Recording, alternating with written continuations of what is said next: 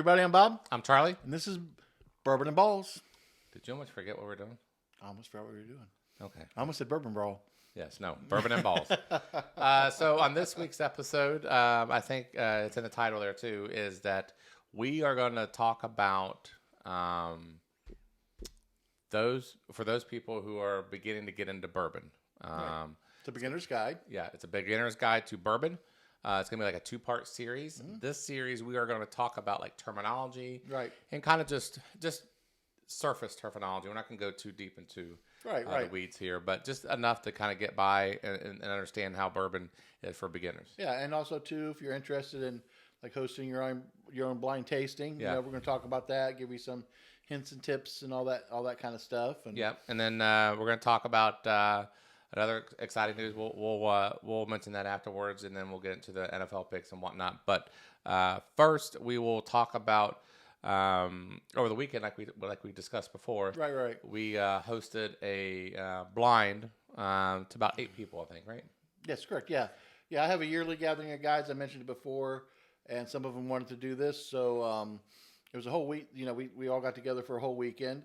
So this was just a little part of it, but it was really fun. We had 8 guys participate. Yes. We had 9 bottles. So we did the tasting 3, 3, and 3, and then after that, everybody took their top 3. So we're going to talk to you a little bit about what bottles did well with that. And Charlie also needs to pick something out for us to drink. Oh, because you know what I'm going to do? I don't think you ever had this before. Old Carter. I have not. Okay, we are going to try. Ooh, that's exciting. Oh, what the hell? All right. Stuck that back there one time. All right. Thank you, sir. That's all right. So this is an allocated one as well. Okay. It is a straight bourbon whiskey bottled in Louisville. This is batch, let's see, bottle number 582 of 688. Okay. This is 118 proof. Nice. And I'll put a little thing at the bottom as far as what Old Carter is. What's all about in the history. The history of it. I gotta be honest with you, I don't know a whole lot of the history of some Old Carter. I just know that it came recommended a long time ago. Okay. And it was, I was able to find it at one point. Okay. So. And I know I've seen it on the, I don't know, I don't watch as many bourbon channels as you do, but I've seen it on the shelves of some of the guys that we do watch. So, that is nice, man. That is nice. We're not gonna score it. No. Yeah. But it's just wow. The nose is nice. Woo! All right, we'll try to sound. We'll try to on task. We'll try to stay on topic. That even loosened everything up for me too. That was nice. Okay, yeah, we'll stay on topic here. One of the things I was going to just mention briefly, and we're going to put some things on the end of this video to kind of give more detail. We haven't gone over all the paperwork, and I do want to thank the guys that participated in this. I hope you guys had as much fun, and special shout out to Gene who was nice enough to do the pours for us and clean the glasses. We just had a lot of fun with this. Of the 9 bourbons that we brought, and probably the ones that stood out the most for us, or we feel like probably did the best overall, were the Oceans or Jefferson Ocean.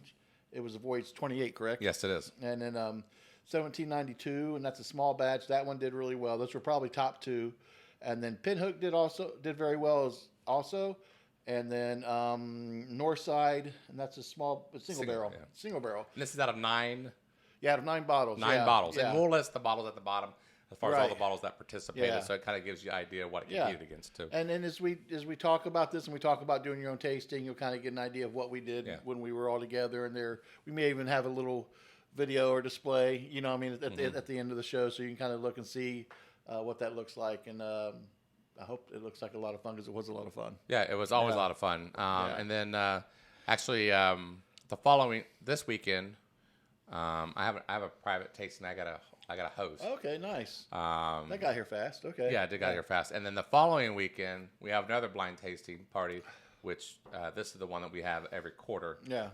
Here at. And I got to give you and your wife credit. You and your wife actually have this. I'm just along for the ride. And then that's when we get deep, and we really get deep. We do 12 bottles. Yeah. And we blind those. And then we'll go into that here in a minute. And that's when we get into the premium stuff at the end of the night. So we'll talk more about that as the time comes. Yeah, definitely. So to the main topic of tonight's episode is beginner's guide to get into bourbon. Okay, so basically for the beginners out there that is just wanting to get into bourbon and just kind of watches bourbon shows here and there, and they don't quite really know the lingo or to have a conversation with other people. We're kind of starting from scratch, and some of you probably already know this, so just excuse us. Whoop! I bought my mic. As we kind of educate people, kind of bourbon tasting 101 or bourbon, starter guide. So the quickest way to understand as far as what a bourbon is almost like an ABC. Okay, the A being that it has to be made in America, and that's the best way I remember. Okay, the B is meaning that it has to be put in a white oak charred barrel. So that's the B. A new one. Yes, correct. And then the C is it has to be made up. 51% corn. And then from there on, you can do other grains to make up the bourbon, but it has to be 51% corn. Usually a combination of wheat and rye and barley, a little bit of barley, right? correct. But it does not have to be made in Kentucky. Which a lot of people think that's the. That was what I thought. Really, I thought I heard so many people say, "Hey, it has to come from Kentucky." And the main reason why it is made in Kentucky, so you know, is the water. And the climate too, if I'm not mistaken, right? Correct. The climate plays into it too. Kentucky is enriched with limestone water, which that takes out all the impurities of the water, especially like iron. And iron is, if you ever tasted a non-filtered water from like a tap or something, sometimes you can get a lot of iron in it and you can really taste it. That's almost a metallic-y. So limestone takes all that impurities out. Not the band. What? Metallic-y, the band. Oh, that's okay. Yeah, I love Metallic. Sorry, I had to. So understand that. That's why a lot of it is, majority of it is made in Kentucky because it has a plethora of limestone. So just kind of. Understand why that is, but it can be made in Texas, Georgia. And part of what the distilleries, I think, tout is the climate change. Correct. In terms of the cold winters and the hot summers, and that helps the bourbon move in and out of the wood. Right. So that's another piece and then, of it as well. Another thing people talk about is the mash bill. And you'll hear different distilleries talk about their mash bill. Basically, what that is the ratio of different grains that are put into the bourbon. And before it even goes into the barrel. Yeah, so obviously it has to be 51% grain, but then sometimes it's like 20% rye. It could be like 10% malted barley. 51% corn. Correct. Okay. Or something like that. But that is their own recipe, so to speak, and that's what's called the mash bill. Like Buffalo Trace has a mash bill 1, mash bill 2. Can I back us up a second? Yeah. Do you mind? This goes to the point of there are a lot of whiskeys, but what makes a bourbon? So you've got this whiskey umbrella. Correct. But to be a bourbon. Correct. You can have 51% what makes the difference corn. to everything Charlie's talking about right Correct. now. So I just wanted to kind of clear that up for people. Yeah. Otherwise, it could become a Canadian whiskey. It could become a rye. It could become Scotch, all that stuff. But basically, for the bourbon purposes, for people who want to get into bourbon, that's kind of how that starts. Another terminology people often hear. And I don't think it's really that as important nowadays than it was back when it started, is bottle and bond. You'll see that on a few. I think we got some bottle and bonds. Actually, that Evan Williams back there is 100 proof bottle and bond. Okay. All bottle and bond is basically, it comes from a law that got passed back in 1897 by E.H. Taylor, by the way. He headed that because they were finding that a lot of these bourbons were not regulated. So people would put in substitutes for it, such as like gasoline, tobacco juice. Yeah. Yes. Yeah. And people were getting sick and people were dying from it. Right. So they ended up passing a law, which is funny. They passed that law before the FDA. That's right. So bourbon was more important than food. Tells you where the priority of the country was at that time. So Congress passed a law about bourbon before FDA came around. Exactly. So E.H. Taylor had that. So in order for it to be bottle and bond, it's got to be 100 proof. It's got to be a 4-year whiskey, right, or a 4-year bourbon, I should say. And also it has to be distilled in the same season from the same location. What that means is, if you start making the bourbon as far as mash bill and all that kind of stuff, and that's got to be barreled, it's got to be the same season, means from January to June or July till December. It's got to be in that category. But basically, it gave people back in early 1900s, a sense that, all right, this bourbon is good to drink. It's safe to drink. Safe, yeah. Mm-hmm. Nowadays, I don't really know anybody cares about bottle and bond just because everything's so regulated now. We don't have those problems. But if you ever see bottle and bond on it, that's kind of what it means. It's going to be 100 proofer, a 4-year bourbon, and then everything else. But, like I said, I don't know why a distiller would go through that great lengths of following all those federal regulations just to do a bottle and bond when no one's really concerned about the impurities of it. It's nostalgic. It is. Yeah, it definitely is. That's what I think about it. It's a lot of work. It's a lot of work. Little tidbit. So there was a Federal warehouse back in the day, back in Prohibition days. I think it was like outside of Prohibition days. I have to check. Where this, I think his name was Fitzgerald, and he was one of the workers, federal workers. And I guess at night he was the night guard or something like that, and he would be known to take his remember key that story, yeah. and go into and sip a few bourbons, and that's how larceny came about. So that's how they named larceny after. And if you look at the larceny bottle, you'll see there's a keyhole. There's a key on the other end. But he was known to do that, and so he was guarding one of those federal buildings, which in fact turned into like a bottle and bond. But if my memory's right from last spring, I think it was Heaven Hill had the really nice display. It's a nice little kind of corner museum, and you can just take your time and walk through it. There's not a guide or anything, but it's interactive, and they gave it a lot of good history. Yeah, I would definitely recommend to go to Heaven Hill. It's free. It's a free tour as far as that part. Right. And we did the do-yourself bourbon. Yeah, and we opened up, not to get off on tangent, we opened up your larceny barrel proof that you bottled at Heaven Hill. Sitting on it since spring, yeah. So I gave a sentimental toast to my gathering of dudes. I've been doing this every fall for 24 years now, and unfortunately, as life happens, you lose some people, and I gave a toast to all those that have passed before us, and so it was a special thing for me. It was a sentimental thing for me, and I think everybody seemed like they enjoyed it and appreciated it. So it was great. Yeah, that was great bourbon. Yeah. So anyhow, so that's another term there as far as the Bottle and Bond Act of 1897. Another thing is, and this is what I kind of pay attention to this. I don't know how many people do. Non-chilled versus chilled filtration. Most bourbon are chilled filtration. I personally like a non-chilled, meaning that it does not get filtered. Okay. So what happens is it leaves the fatty acids in the bourbon. Okay. It makes it thicker. You see the legs on it. Right. Okay. The viscosity, To me, it's a more fulfilling bourbon for me. Okay. So, for whatever that's worth, some people go out of their way to look for non-chilled. And how would you know to look for that? It says on the label. Okay, very good. But most bourbons are chilled. Okay. Just because they want, it gives a better presentation. It's not you don't see the oils and all that kind of stuff. It just looks better, and it's it takes away the fatty acids. But personally, I like the non-chilled stuff. Okay. So anyways, single barrel versus small batch. Okay. This is more of marketing terms a lot, but this is it means what it says. Where a lot of bourbons, I think Blanton is the most well-known single barrel bourbon out there, but a lot of them you'll see where it says single barrel on there.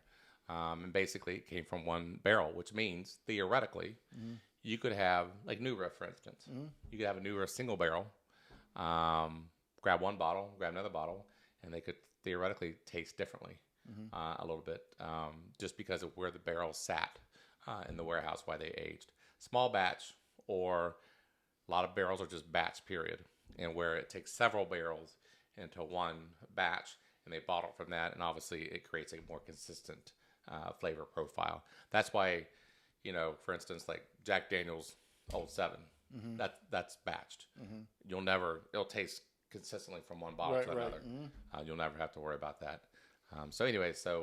Blanton's that's a good thing to know, because that's stuff that I had trouble soaking into my brain when I first got started with this. Yeah, Blanton's was the first one that was like the shot heard around the world. Okay. Blanton was the very first one that came out and did it, and that became the premier single barrel bourbon out there. So that's that. One more thing, and then we'll get on to a tasting thing. MGP. A lot of people hear that terminology. Basically, it is a distillery out of Indiana. You're going to find out that probably, I don't know what the percentages are, but I bet you a good 30-40% of my bourbon that is in here is probably NGP out of Indiana. Basically, it's sourced out of there.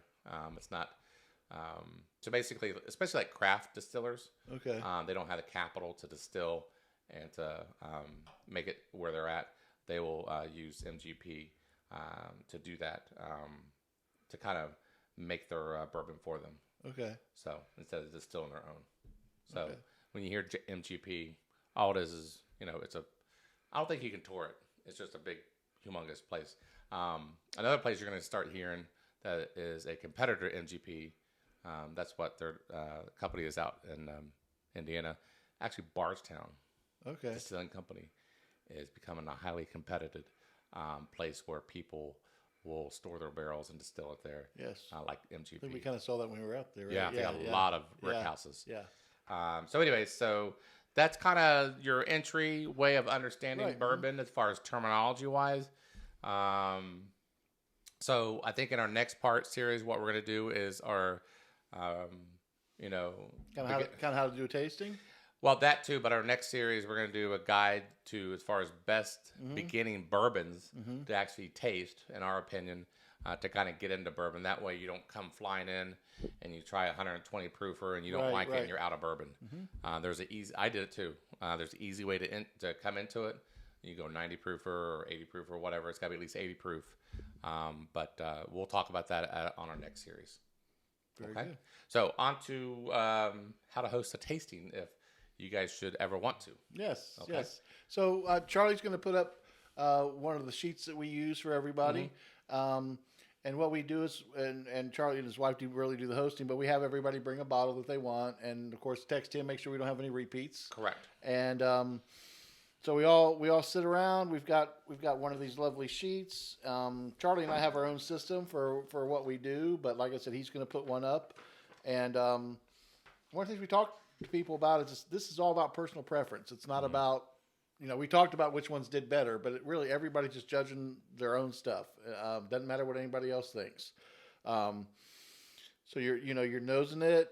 We talked about this before. You're smelling it. You're keeping your mouth open at the same time, kind of breathing through both your mouth and your nose, and getting it. And some guys have done this a whole lot, and they still can't pick out the flavors. You know what I mean? But they still like the taste. So if you don't pick it, that's anything. It's like that's what's all the individual difference with all this. Yes, it is. Yeah, it definitely is. So what we do, we try to keep it to a certain amount of number of people that are to the tasting. Right. But we generally go through 12 bottles. We have 3 rounds of 4 different bourbons. And we use our scoring system, as you kind of already seen already throughout our episodes and how we score it.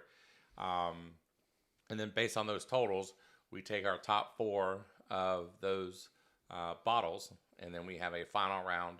And it's all personalized, so like what I might have for my top 4 may not be necessarily Bob's exactly. top 4. And then we'll find out everybody individually at the end of that night. We'll find out what they individually liked out of those 12 bottles that they tasted, which is pretty cool. And then also, we got used to it too, is how much we pour. Right. We use the widest part of this Glencairn glass. Right. And that's usually about 1.5 ounces. But one thing, we do it because we're able to smell a lot of it. Right. What we don't do it for, we don't drink all of it. Right. Because if you add up the numbers, you're going to be wasted by the end of the night. So we have learned. I won't tell that story. We have learned not to drink all. You don't drink all of it. You don't need to. You can if you want, but you can. But yeah. And my thing is, if you don't like it, don't drink it. If you like it, drink a little more, maybe. Kind of equal each other out. Yeah. Right. So we do that just because we can nose it, right? And you can look at the legs and all that kind of stuff. And then by the end of the night, you kind of know. You kind of know your own. And some people can jump from bourbon to bourbon more easily than myself. I take more time. I like having pretzel rods in between taste or oyster crackers. Either one works fine. The other thing I like to do, and it's interesting, other people I think too find it does make a difference, is if you say you do your taste, maybe taste half as much, you go A, B, C, and D, and then go back through again and change up the order, and it does kind of change up. You're right. How you feel about it, depending on what you drank before. Quite frankly, A gets kind of crapped on because usually that's the first bourbon everybody has for the night. Right. And then A has like no chance, even though it might be a pretty good bourbon. Right. But coming, doing halfway, like you said, A through D, and then D through A, and then score it. That's probably the best way to do it. Where we've kind of done enough of that. But speaking of the tasting, we talked about the Glencairn. Yeah.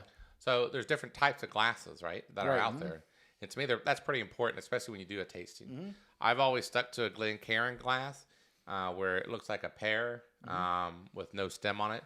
And like I said, we pour it to the widest part of the glass, and that's the best way where we swirl it and all that stuff. Mm-hmm. Now, there's other glasses out there that you can use that you might have handy, but you may not get the aromas. You may not. The nose is going to be very, very tough to Right. to basically get Right. So, like for instance, the rocks glass for like mixers and stuff like that. Right. You're not going to be able to nose it, but it's Right. good for mixers, right? Yeah. Mm-hmm. Other glasses, there's like a tulip glass, what they Yeah. call tulip glass. It's like a Glencairn, but with a stem on it. And you said you had Yeah, some I'm pretty sure experience with that's what I used to use for Scotch back in the day. I think that's kind of where those came from. I don't have any anymore, and I did order some, and you can still nose it. You can get some of the flavor, but it's not quite as concentrated because the top's a little more open than it might be with the Glencairn. Okay. So Glencairn's ideal, but if you got a tulip glass, it'll work too. Like I said, it'll just be a little more subtle. Yeah. Yeah. And then the other kind of glasses you got is a highball, which is probably a glass you probably have already in your kitchen. It's just like Similar to a pint glass. like pint glass. Again, good for mixing. Mm-hmm. Yeah, very good for mixing. And then you got the snifter, which used for like cognac and brandy, right? Brandy, yeah. Mm-hmm. Yeah. And I'm not too accustomed to that. I don't really know how that. Yeah. Some Hennessy is nice. Yeah. Okay. So there's but Okay. it's all. I'm a little more into more spirits maybe than Charlie Okay. a little bit, All right. but Very good. I've had some good brandy and some good cognac back in the day, but Okay. we won't go into that. Okay, so that's kind of our just quick overview as far as Yeah. beginner's guide to bourbon. Now, I got one other Yeah, go ahead. suggestion real quick. The other thing too is if you host, and Charlie and his wife do a great job of hosting, and if you eat before you go, keep it bland. yes, Because this happened to me once where I had some hot wings, and it was probably like a good hour and a half before I did a tasting, but it fouled yes, my it will. taste up horribly. So you want to try to keep any food that you do, Yes, just a little more on the bland side. You don't want anything super spicy because it just messes with your taste buds. and then you had talked about cleaning out your palate with water. Believe it or not, you need to clean out your nose sometimes. Oh, I yeah. don't mean it that Good way. call. Yeah, good but, call. we generally have a bowl or a couple bowls on the table of coffee beans. Yeah. Coffee beans are the best way to reset your nose. Yeah, and it's weird because I was kind of skeptical Yeah. when he first brought this out, but after you sniff so many, it's like, okay, I'm having a hard time telling the difference Yes. or whatever, and then you do that, and it's like you're starting fresh again. Yes, yeah, it resets it, so, I'm a believer now. So coffee beans for your nose, and then water for your Yeah. mouth, and you should be good to go as far as resetting. Yeah, Okay, all right. think we covered We covered that. One other little thing, we'll mention this throughout the episode, is that November we are going to do be a giveaway. fun little giveaway. Yeah, It's gonna be a great giveaway. We Yeah. are going to give away a Glencairn glass with bourbon and balls on it, of course. But not only you need to put something in it, right? Right. Mm-hmm. So what we decided to do, if you've noticed, obviously in our back shelf, we will give the winner a chance to get a free sample of their choice back here. And we got a lot. I mean, we have WLW, we have George C. Stagg 22, Stagg Jr., Coy Hill, Boss Hogg, Blood Oath, Jack Daniels 12. We got most of the Burkers. The recently reviewed 13 Colony, Cellar Age, Parker's, Heaven Hill 17. You got This is the Barstow on top call. which you Count? can't see, but we Okay. have the series up there, Discovery series up there from Yeah. 4 to 9. All right. And we have E.H. Taylor Barrel Proof, so, Yeah. and Mick 10. Yeah. So any of those, We'll give some more details at the end today. yes, throughout the All right. episode. So stay tuned, Yes. and see how you can enter to win. There'll be a month-long contest, Yes. and we'll announce the winner, and then one lucky person will be able to get a sample along with their Glencairn glass. Excellent. All right. Next is the football. All right. All right. Stay tuned for that. We'll be right back. All right. Thank you. All right.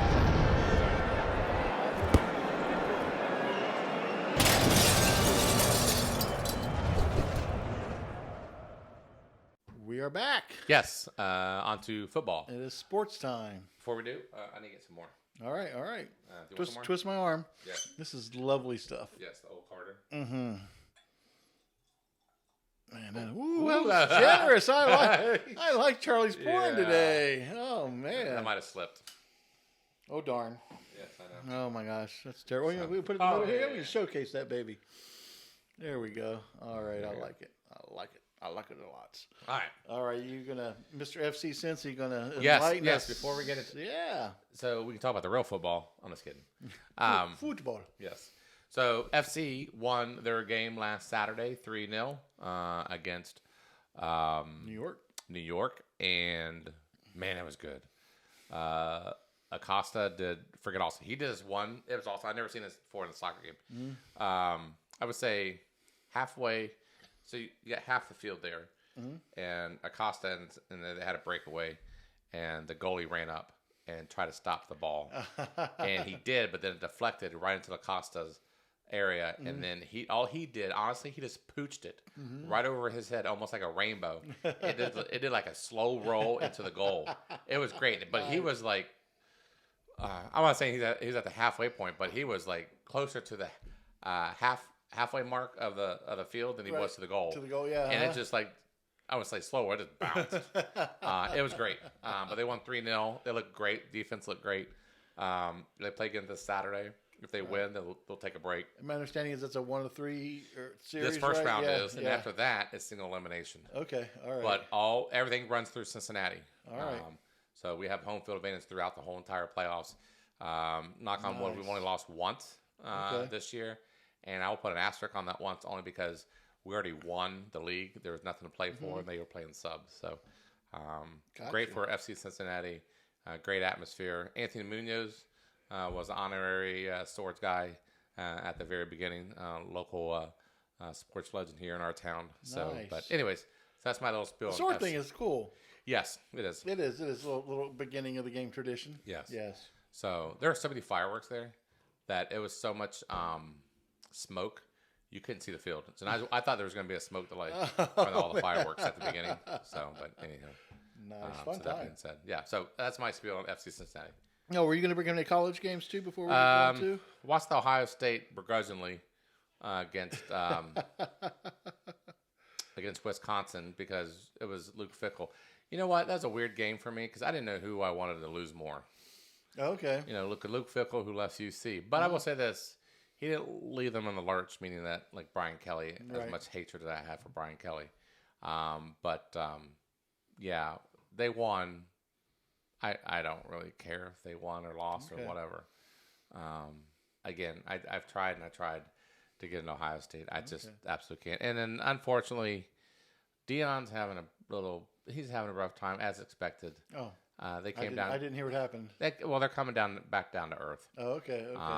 Reality check. Yeah. So, all they have to do is win 2 more games to be bowl eligible. But I'm not saying they're not going to be, but it's not going to be that easy. Okay. But, they won 3 more games already than they did last year. Okay. So, I'm still a big Colorado fan, and I think next year, once they get interior linemen on both sides of the ball, that's what they're missing. Okay. They can't run the damn ball to save their lives, and they can't stop the run. Okay. And that's their Achilles heel. Until they get that fixed, but they'll be all right. All right. Very good. So, yeah. Very good. I'm just going to quickly mention, and I meant to the last episode, but I think I got a little off task. I was wearing all that Celtics gear because it was the first night of the NBA season. And as far as the futures go, if any of you guys are interested, I was kind of surprised. You've got Boston and Milwaukee really close to each other in terms of like the best odds or the favorites to win. I find that strange. Yeah, I kind of was surprised too. Let me see if I got this right because I'm not an NBA guy. Yeah, but I know a little bit. Were you expecting Milwaukee would be above? I was. Yeah, I really because was. Of Yeah. Damian Lillard. Yeah, Okay. exactly. Right. Yeah. And Lillard looked great the first game with Milwaukee. They kicked ass, and I think he scored over 30. I know that. And and Boston Porzingis looked good, but they struggled with New York as they do in the Garden sometimes. But they've played well since. And there's only been a couple games. And then Lillard kind of came back down to earth. I think he only scored 9 his second game. Okay. But in terms of if you're interested in betting odds and betting futures, you've got Boston close to 4-1, and I think Milwaukee's right there around the same area, maybe 4.5 to 1, and then you've got Phoenix, which kind of surprises me as a front runner. Okay. For the West, so you got Phoenix and Golden State up there. Or actually, Denver's actually more favored. So if you got Phoenix and Denver, I think they're around 5 or 6 to 1. Last I looked, and then you got Golden State kind of falls back behind there, maybe more like 7 or 8 to 1. But it's a good time to bet. I always suggest it, betting at the beginning of the year because the odds will shift depending on how everybody does. Right. So and they're going to do a really weird in-season tournament. So this is really new to me. It's almost like a soccer kind of thing. Really? Yeah. So they're going to have a cup. Yeah, and it's for the month of November. So supposedly, the commissioner said it's going to be all the games that were regularly scheduled, but then they're going to make brackets after that, and then do like a single elimination kind of thing. Does that count towards regular season record? It does. Yeah. So it's kind of weird. It's a new thing. I'm not going to pretend like I understand it entirely, but it should be making for some interesting watching this month. So all right, very good. That all right. And the fantasy. Oh, man, let me just say, my other league that I harp on is the one with training wheels. Mm-hmm. They're starting to give me crap now. And I told them, you're welcome. I told them I said, I feel like the Alabama football of fantasy football. I once was just dominant and everything like that. And I suck. Like, call it for what it is. I just can't do it. So. Well, and I got beat in our league. I think you did too. Oh, yeah. I got doubled up, I think. Yeah, There's nothing I could do. I even had Jameer Gibbs. Yeah. And that didn't help me a bit. No, Mr. Kevin, the Monroe Cowboys, he has quite a team, and I got beat by your division leader. Yeah. Who I said was going to win. So my score wasn't horrible, but I just got beat. Okay. I think all three of her defensive players had 30 points apiece. So that was a little hard to overcome. Yeah.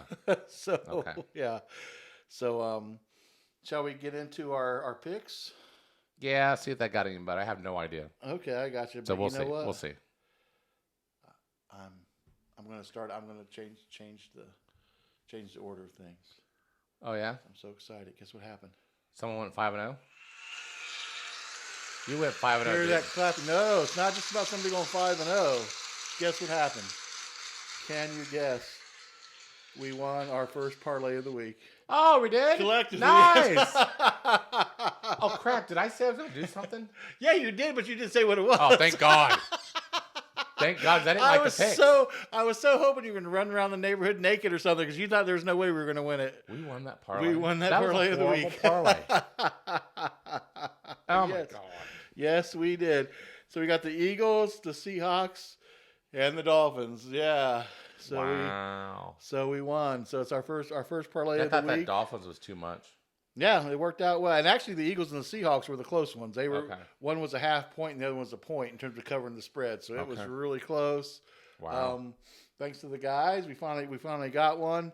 Of course, I'm not a big bettor. I'll admit that. I'm kind of low stakes kind of guy. But my $6 on the parlay of the week won me like 34 and some change. So I'm happy with that. Buy for a nice bottle of bourbon. Bet. Yeah, there you go. Exactly. Yeah. Yes. Well, hold on. Slow the roll, real quick. Yeah. I'm missing a bottle. You are.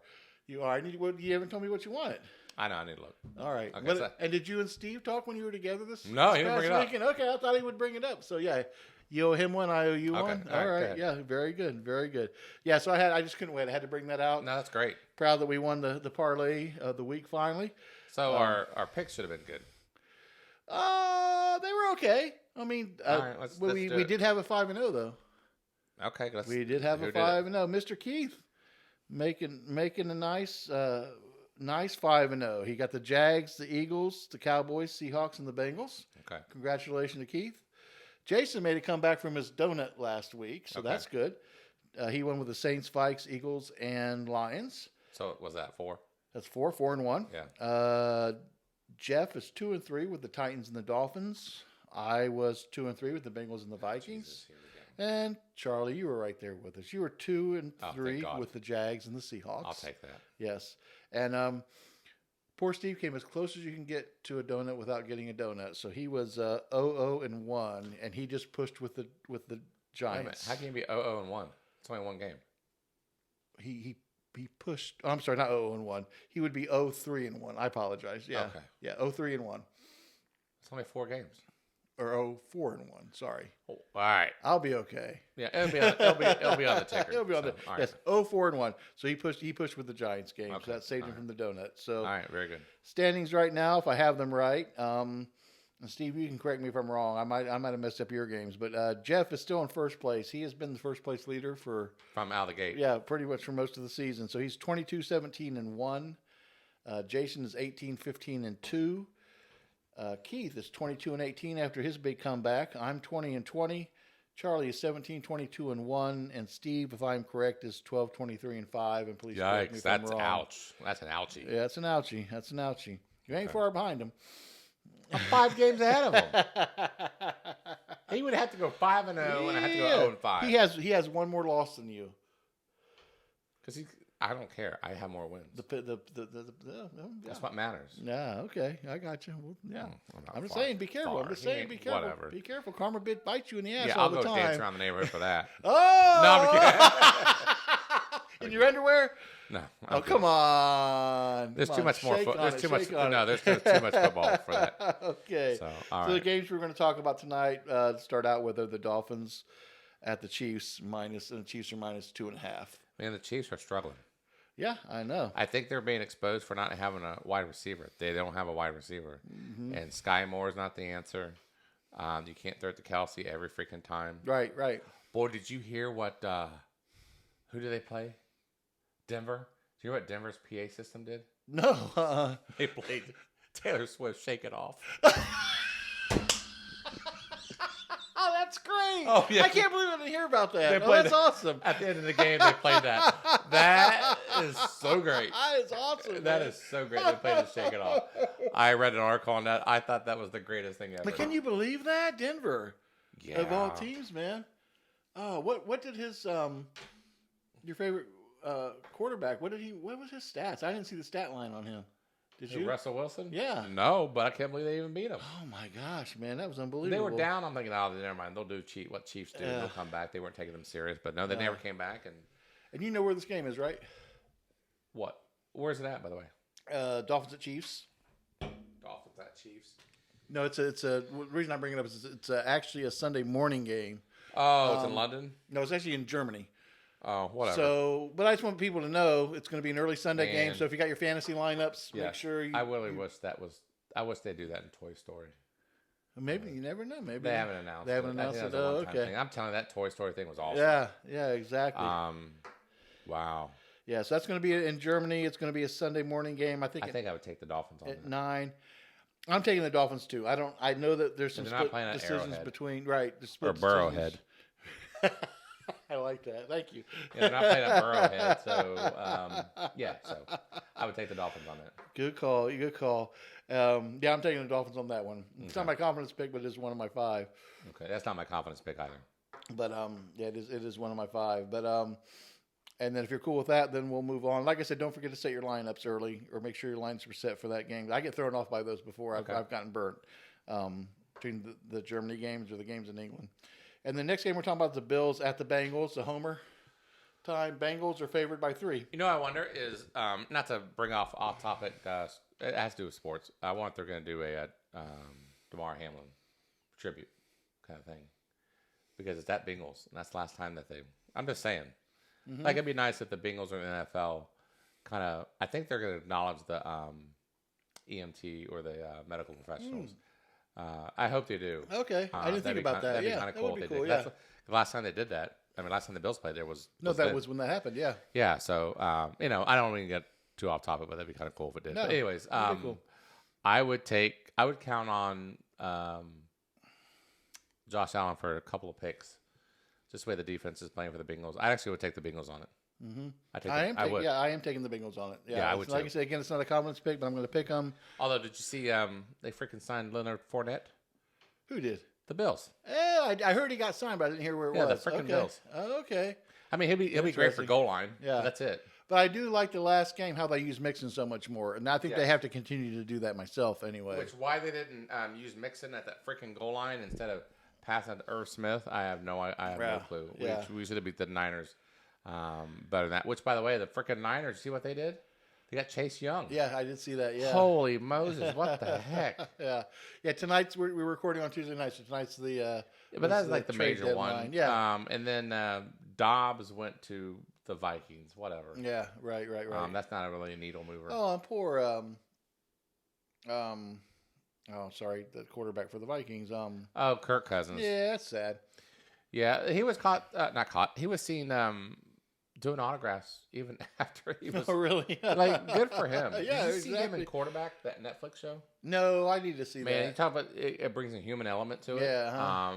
Like, you cannot help but root for that guy. Yeah, that's what I've heard. I've heard other people say the same thing. Like, about he is that. just the guy you want to be around with and all that kind of stuff. So it sucks against him. And I heard Aaron Rodgers already kind of reached out to him and stuff like that. Oh, that's cool. Okay. Yeah. So, freaking Bosa now has Young on the other side of the. Good God, that's a mess there. But Purdy's getting exposed. Yeah, and that's what we said, or that's what I think I said it maybe before the last one. Like when he's not ahead, he's going to struggle at the end of games, and that's what he did. And he did, yeah. And the Bengals, man, they're looking great. They are. They're the best. What are they now? 4-3. Yeah, I think so. Yeah, they're the best 4-3 in football, easily. Yeah, they're on a run now. You can feel it. Yep. It feels just like last week. It does. And they will drive the stake home if they beat the Bills this Sunday. I think so. So. And next game is going to be Tennessee at Pittsburgh, with Pittsburgh favored -3. This is my confidence pick. Oh, is it really? Okay. I think Will Levis. I think they're going to ride that train. And my God, I watched Pittsburgh last week. That is so painful. It is extremely painful to watch. And today on Pat McAfee's show, so they all dressed up. Today's Halloween, by the way. Everybody dressed up as a character and shit. One. I'm cleansing my palate again. Sorry. One of the cast of characters on Pat McAfee. He dressed up as Matt Canada, but all he was. Here's the thing. You almost had the bourbon coming out my nose. Oh, my bad. Oh, damn it. Matt Canada, he was red and he had devil horns. And Pat McAfee was like, "Who the heck are you?" And he's like, "I'm Matt Canada, the offensive coordinator for the Pigs," because he's a diehard Pittsburgh guy. It was hilarious, but I cannot believe that guy still has a job. It is absolutely amazing. That offense is horrific. All right, well that's a great segue into our parlay of the week. Okay. Unless there's anything else you want to say about that. No, I'm just saying. No, Pittsburgh it's sucks. a perfect segue. Pittsburgh absolutely sucks. So parlay of the week this week, we got Houston at Tampa Bay, and we have multiple people, kind of like we did last week, on certain games. Yeah. We have Keith and Jason on Tampa Bay plus 2.5. So that's game number one. We're taking Tampa Bay. Bay's only getting 2.5. Yeah, they're getting 2.5. And it's at Tampa Bay. It's at Tampa Bay. Yep. Mm-hmm. So that's strange. Oh, I'm sorry. Sorry. My bad. That's all right. My bad. That's all right. So, yeah, Keith and Jason are on that one. And then, interestingly enough, you and I have qualified ourselves, even though we might be qualified for a confidence pick, because we're taking Tennessee. Okay.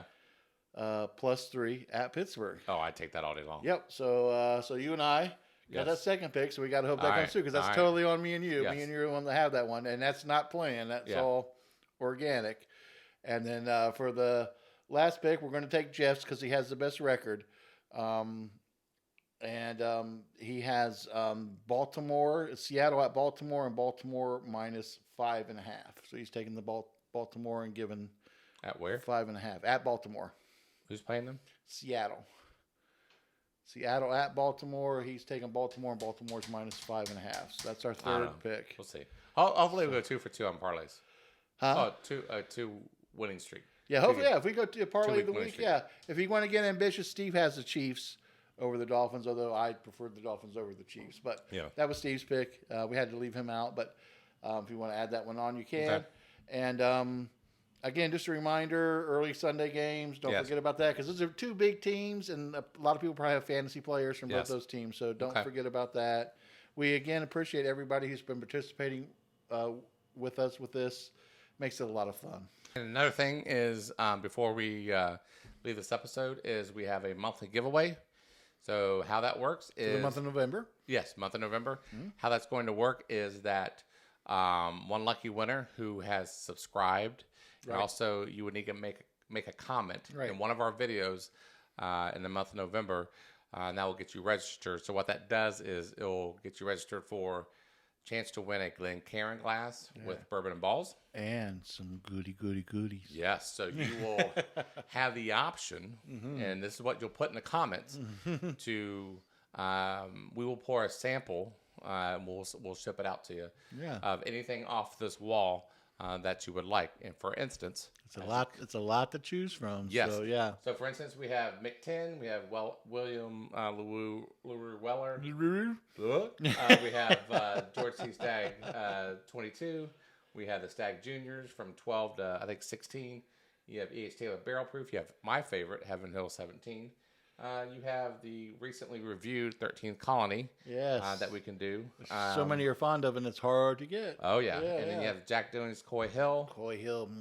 Jack Daniels 12.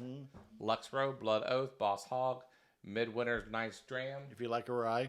And then we have the Discover series up top, which you can't see, from Bardstown. So you have a plethora of choices, but the only way you could get a sample of any of that is to make a comment in one of our videos and also subscribe. Make it a nice comment. Yes. So we will announce the winner in early December as who our winner is. So good luck to you guys out there. And hopefully... we appreciate you all. We just cracked 2,100. Yeah, 2,100 views. Videos, and how many subscribers do we have now? We have over 135. Yeah, and we've only been on for like 4 weeks. So. Yeah, this is great. Yeah, I think we're maybe on week 5 now, but still, it's great. We appreciate everything, and it's more than our expectations. And we're still searching for that perfect video from us, and God love you guys for watching this stuff, because we do have audio and video technical because we're going through changes ourselves. Where we have a new camera, it's new like audio we're going through system. puberty. Yes, we are. We're like a teenager. Honestly, we are like a teenager trying to find our way. Trying to find our voice. Yes, this is like a coming of age YouTube channel, and you can grow with us. Yes, please. Yes. Stay with us and grow with us together. Yes, I love it. It's a good way to end this. Yes, tell a buddy, tell a friend, and hopefully you guys can win one of these. Hey, and also we're going to have a little slideshow, maybe a little video there at the end. It's just a sentimental thing. And again, thanks to all my guys for, it's been 24 years. I love you guys. Just want to let you guys know that. Okay. All right. Until next time, I'm Charlie. And I'm Bob. All right. We'll see you next time. Thanks. Thank you. When Dad rolled out the 6 millionth barrel, Julian Van Winkle gave me, as a gift to my dad, this bottle of 20-year-old Pappy. So I take the bottle and I open it up, and I pour a little bit in his glass, pour a little bit in my brother's glass, pour some in my glass, and I go to put the stopper back in the bottle, and he looks at me, and he gives me this weird look, and he says, "What on earth are you doing?" I said, "Dad, I don't understand." I said, "This is a really, really good bottle of bourbon." I said, "It's really being sought after." He said, "I'm aware of that." I said, "So what I'm thinking is I'm just saving it so that we can do some more toast later on." He says, "Never, ever do that with friends and family. There will always be more old barrels of bourbon being made." He says, "Look at me and look at your brother." He says, "We're the fragile part of this whole thing." He said, "So never, ever save old bottles of bourbon, okay? They're meant to be enjoyed with friends and family at the moment." It was the first time that my father and my brother and I had spent 3 hours together, just us, talking, laughing, discussing things that we had done that we didn't think he knew we had done. And then we started telling him about things that he had done that he didn't know that we knew he had done. We had the best time. We finished the bottle. 9 months later, they were both gone.